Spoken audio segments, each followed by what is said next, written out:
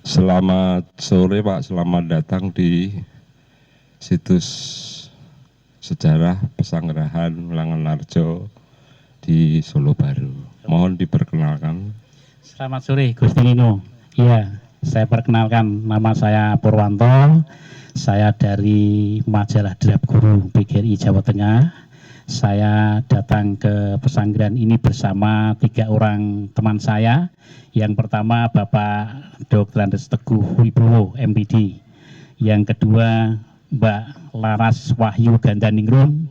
Yang ketiga Mas Andre. Ya, ini yang mengantar kami ke tempat ini. Baik Pak, terima kasih. Mohon dijelaskan barangkali apa yang melatar belakangi atau memotivasi sehingga Bapak ini hadir atau datang di Pesanggerahan ini. Ya. Yang pertama kami perkenalkan dulu bahwa PGRI mempunyai majalah sebagai media organisasi yang diperuntukkan untuk para guru anggota PGRI se-Jawa Tengah. Nah, di dalam majalah Draft Guru ini salah satunya ada rubrik yang namanya rubrik destinasi wisata.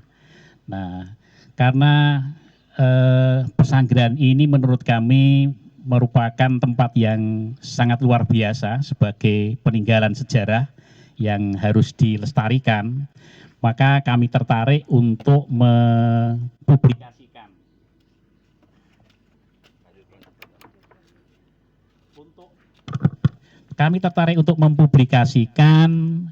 tempat ini sebagai salah satu tujuan wisata, khususnya wisata religi. Ya, sehingga masyarakat di Jawa Tengah paling tidak itu mengenal bahwa di tempat ini ada peninggalan sejarah yang luar biasa yang harus kita lestarikan, yang harus kita uri-uri sebagai tempat peninggalan sejarah yang dulunya pernah menjadi tempat pesanggerahan para raja-raja di Surakarta, khususnya Pakubuwono IX dan Pakubuwono X ya. Ya. Nah, saya kira ini menurut saya begitu Pak Nino. Baik, tadi setelah kita ngobrol sebentar, Bapak masuk ke dalam, diantar oleh abdi dalam.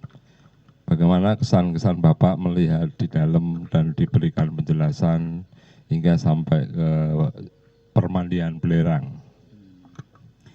Ya, tempat-tempat itu menurut kami sangat luar biasa sebagai salah satu tempat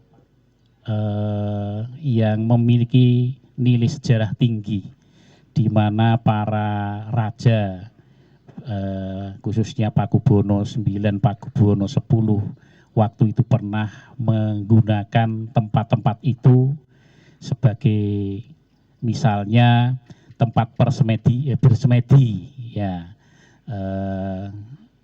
Pakubuwono IX itu menurut ceritanya pernah pada saat semedi itu tidur di atas sumur Bandung namanya ya kalau tidak salah ya, sumur Bandung. Nah, itu tadi diceritakan bahwa air di sumur itu ada keanehan. Kadang-kadang terlalu dalam, tapi kadang-kadang juga dangkal gitu katanya airnya itu di permukaan. Nah, ini kami yang belum tahu itu rahasianya bagaimana kok bisa kadang dalam, bisa kadang dangkal begitu. Apa ada unsur mistisnya bagaimana, barangkali Gusti Nino nanti bisa menjelaskan itu. Baik, tadi juga mengambil air sumur sana barangkali? Ya, oh ya. Ya, saya mengambil air di sana untuk minum, untuk cuci muka, ya mudah-mudahan itu menjadi berkah bagi saya. Amin. Ya, untuk kebaikan hidup saya. Baik, terima kasih. Mungkin Bapak ada tambahan? Ya, saya lebih sebagai masyarakat biasa ya, mewakili masyarakat biasa, bukan sebagai wartawan. Ada banyak hal yang bisa saya peroleh, ajaran-ajaran yang dititipkan melalui apa apa yang masih tertinggal, misalnya menungso kuwi kudu sabar, kemudian menungso kuwi kudu alus, tidak gerusa-gerusu, kemudian menghormati orang tua, menghormati sesama, dan satu lagi yang juga dititipkan adalah prihatin, laku prihatin. Laku prihatin dilakukan bukan untuk mencari kekayaan, kekuasaan, tidak, tetapi laku prihatin itu dilakukan untuk mencari kedamaian, bahwa kemudian Allah memberikan bonus berupa kekayaan, kekuasaan, itu bonus, tapi itu bukan tujuan. Itu sih yang bisa saya peroleh dari apa yang saya lihat tadi itu, dan pesan-pesan itu sangat mendalam juga. Siapa yang pernah ke sini dan sebagainya, itu menarik bagi saya. Begitu. Baik, terima kasih atas petuah-petuah atau inspirasi Sama-sama. yang diberikan. Mungkin Ibu ada tambahan, monggo.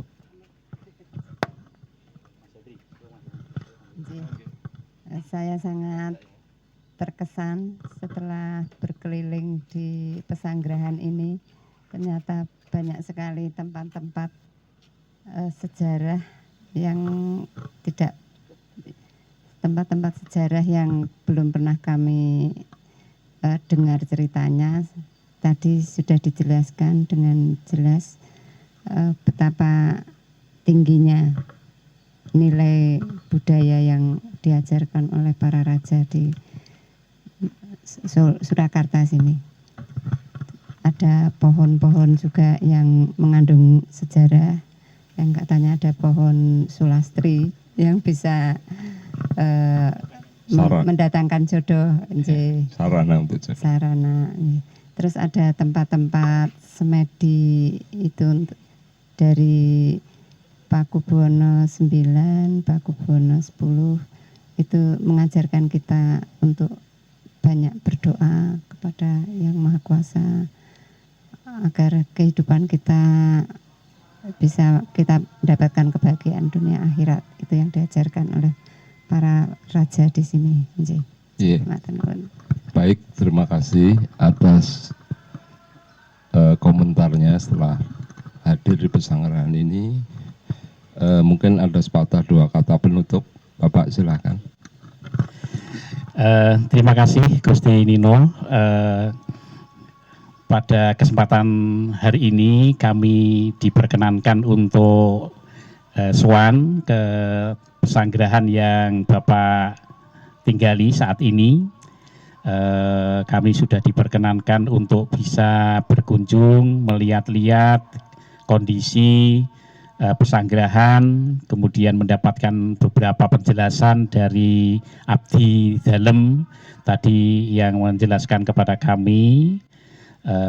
Saya sangat berterima kasih sekali, ini menambah wawasan dan pengetahuan saya tentang keberadaan pesanggrahan yang tadi dikatakan oleh Gusti Nino.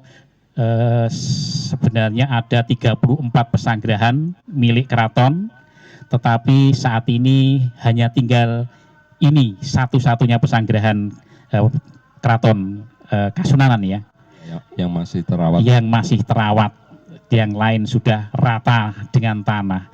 Karena itu harapan kami kepada pihak keraton, kepada pemerintah, kepada para pemangku kepentingan untuk bisa melestarikan satu-satunya pesanggrahan ini jangan sampai punah seperti yang lain. Karena itu bagi pihak-pihak yang mungkin berkenan untuk memberi bantuan supaya pesanggrahan ini tetap eksis sampai kapanpun. Amin. Supaya bisa berkembang, bisa menjadi lebih baik, menjadi tempat wisata yang bisa dibanggakan oleh masyarakat di Surakarta, masyarakat Jawa Tengah dan di Indonesia, sehingga kelestarian budaya dari para leluhur kita itu akan terus terjaga. Saya kira itu. Terima kasih Gusti Nino. Ya, sama-sama Pak. Terima kasih juga atas kunjungannya. Salam rahayu, sukses selalu.